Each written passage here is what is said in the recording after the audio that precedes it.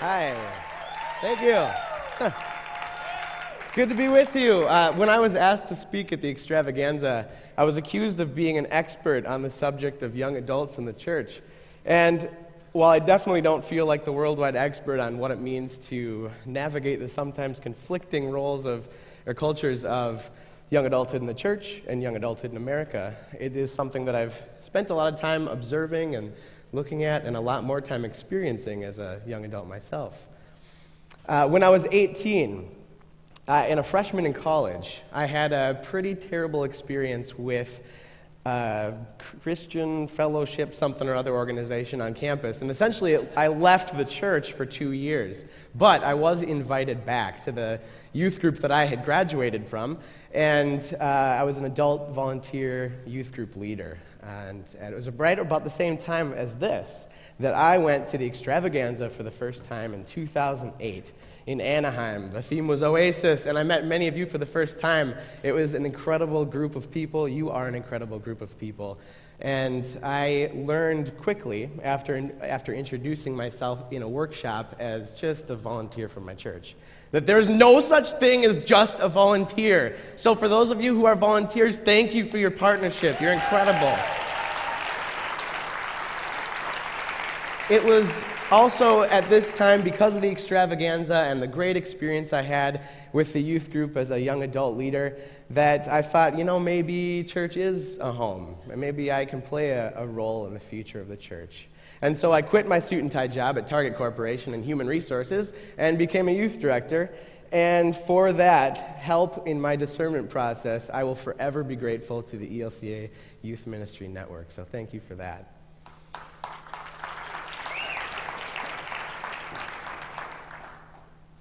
So, for quite some time, I experienced, or in that process, I experienced healing through relationships with the high school kids. I experienced an invitation to actively wrestle with big questions of faith and life instead of running away from them. And in that process, I experienced that sometimes when we ask big questions, we don't get answers. We just get a longer list of bigger questions to sit there and chew on, and boy, is that beautiful. So, when we talk about young adults in the church, I think as a group, as a church, as a denomination, we've been really focusing on symptoms of a bigger systematic problem. We've been getting really riled up about headlines like these and blog posts like these. The fastest growing religion is no religion. The rise of the nuns, spiritual but not religious. We're in a panic about this, and we know that it's our reality. Millennials are leaving the church at a higher rate than ever before. They're coming back at a lower rate than ever before, and later in life. And we know about millennials. Let's see, what else do we know so we don't have to spend too much time talking about this? We know that millennials want to be connected and invited in so that they can also turn around and invite others in. We know that young people, young adults, are still asking big questions of faith and big questions in life, but they're looking for answers and community online more than ever before. We know that millennials, young adults now, have been raised to see church maybe as just another extracurricular activity instead of as an essential identity. And so that has some interesting consequences, I think, and we're seeing those, and we're aware of this. So given what we know about young adults, I think maybe it's time to start reframing our conversation about the path to adulthood.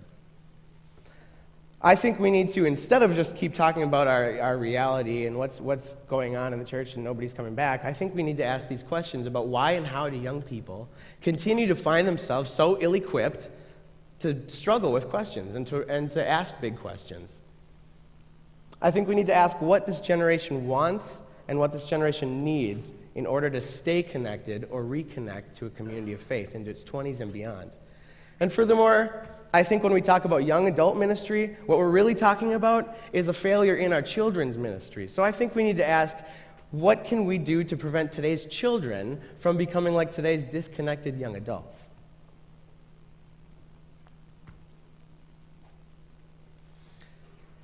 And I'm sorry to say it, and I hope you allow me to say it, but I really think we've been too polite with ourselves about the broken system that we operate in sometimes. I think we only need to take a look at a couple of the symptoms that we're looking at, that we're all familiar with, in order to highlight this. I know some of you know that there are kids who graduate from confirmation to never come back again. We all know these people, right? How about we know young adults who maybe want to be connected to a church, but there's no program for them to plug back into that feels authentic and organic, so they just leave. And this one for me is a big one. There are so many people, young people, their faith formation has been outsourced from families to staff people. And this has happened over the last many decades. So when we look at these, we're not alone. We're all aware that this is happening. So what I'm interested in is what happens when we ask congregation members of all ages, what happens when we ask this question? What do you most remember from your own faith formation experience as a kid? We don't usually hear about the programs themselves. We hear about the unintended consequences of the programs. We hear about the names of specific people that really made an impact on their lives. We hear about service for others and with each other. We hear about going to camp and singing arm in arm camp songs and those relationships. So what we're hearing about is positive faith-based relationships, right? So instead of me spending this time giving you some like 5-step solution to the millennial problem and something that will only work really in my context because I'm the one talking, I think maybe I would like to share a story with you about how I've seen this work. How I've seen young adults and youth be empowered and raised up and specifically chosen and trained to do God's work. And it happened this past summer. I was at the extravagance. I was at the ELCA churchwide assembly in Pittsburgh. Now, we had a record-setting population of young adults and youth. 1 in 5 almost 20% were under the age of 30, which is what we consider to be a young adult. If you're 31, we can stretch it. And so that was a really high number. And then the other thing that was kind of cool is the ELCA had loaned out an iPad to every single one of the voting members and then taught them how to look at documents and then trained them how to use the apps. My favorite was watching all the white-haired people learn how to tweet. That was awesome. But on the first day of the assembly, we had a meet and greet for youth and young adults, and it was incredible. We had some really, really interesting questions and conversations come up. There were high school youth there that were saying, I don't really know what I'm doing here. I feel like I'm just the token young person from my synod. And then we wondered, well, we were chosen to be here, so obviously we have some value. We know we have a voice. Let's try to use it. So we were talking about the budget then.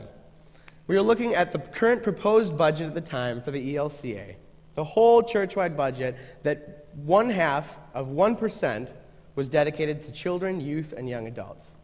So 0.5%. And that didn't really seem appropriate given that, we're freaking out about the nuns and everything. And so we decided all these old people know how to use Twitter now, so let's start a hashtag. So I started this hashtag, Are You With Us? Are You With Us was meant to start up a conversation about the need to support youth and young adults. It was to talk about budgets being missional documents, because regardless of what we say our mission is, what we spend our money on is our mission, becomes our mission. And so we talked about this, and really, the Twitter, the hashtag Are You With Us took off. It took a whole new life. Hundreds and hundreds of tweets were coming in. Just the invitation was all it took to get this group of young people mobilized. So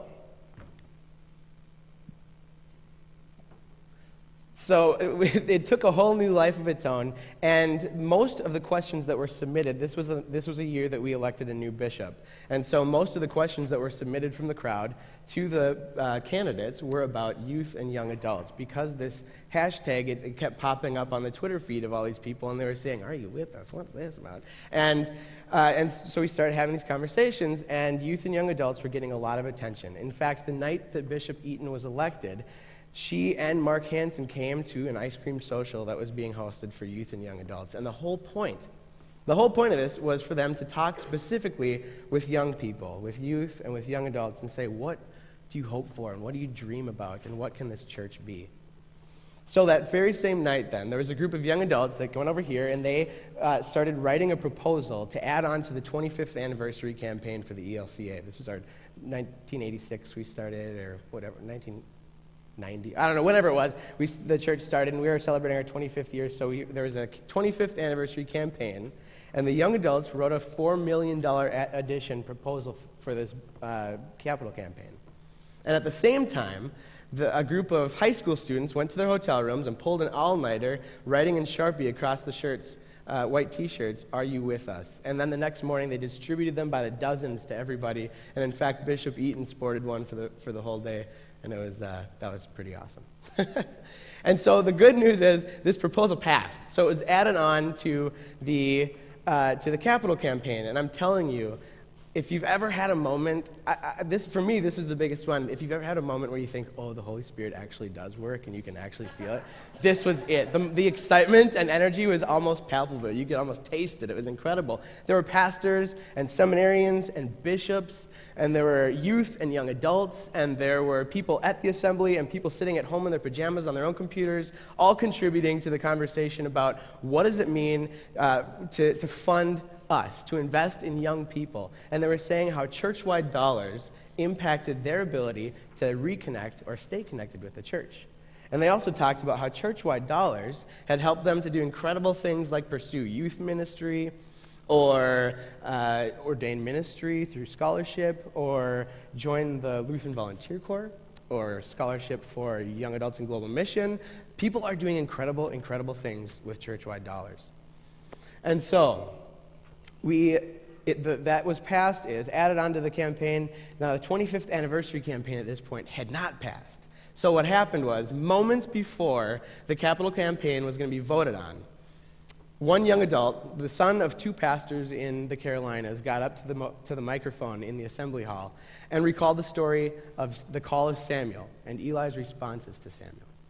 So the story is, for those of you who may not be as familiar, Samuel's this young boy, and he keeps hearing his voice in the middle of the night.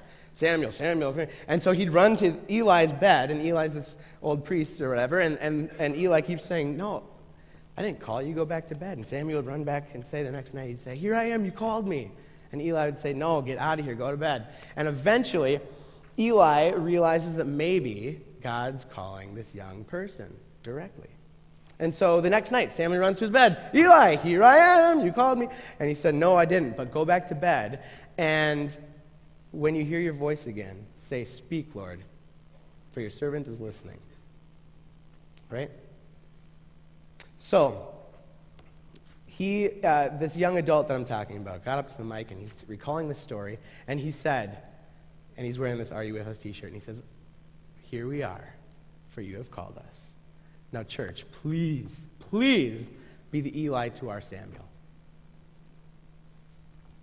It was a pretty powerful moment, because moments later, what had started as a simple Twitter hashtag and a basic empowerment of young people to recognize that they do have a voice and that they have to use it, that became the impetus for passing this massive campaign. It passed. And in fact, yesterday, Saturday, it started. We started yesterday. So over the course of 5 years, the goal is to raise $200 million in the ELCA. $200 million budget that is aiming to empower young people to pursue ordained ministry through scholarships, additional scholarships than what we're already doing. The goal is to grow young adults in global mission and Lutheran Volunteer Corps, and the goal is to bolster our commitment to walk together in solidarity with our international church partners, and now it's also to empower lay, youth, and young adult leaders, which is incredible. Yeah. Currently, right now, over the last few months, since August, there's been a leadership team of youth and young adults from all over the country who are talking. We have Google Hangouts with some frequency. It's incredible, and that team is being formed right alongside the ELCA church-wide staff, like Rosella White and Paul Amlin, and some of these people who are incredible partners to do this. It's just really encouraging. There is an online conversation happening all the time on Facebook at the ELCA Young Adults, or Young Adults of the ELCA group. And truly, I think when we look at how young adults and youth can be empowered to not just see that they have a voice, but that they can use it, now we have an invitation too. We have an invitation to consider Eli's different responses to Samuel. And I wonder if our answer will continue to be, go to bed. We didn't call you. Go to bed and we'll just worry why you're not here. I wonder if that will continue to be our response. Or if we recognize that young people are already at our doorstep saying, here I am, you sent me. My prayer is that we would continue to empower, or start to empower people, and empower each other to answer to God directly and say, speak, Lord, for your servants are listening. Because we know that when God gets involved, and when the Holy Spirit leads us into new and unknown places, our churches get messed up in the best and most brilliant possible ways. So, here we are, your servants are listening. Speak, Lord. Thank you.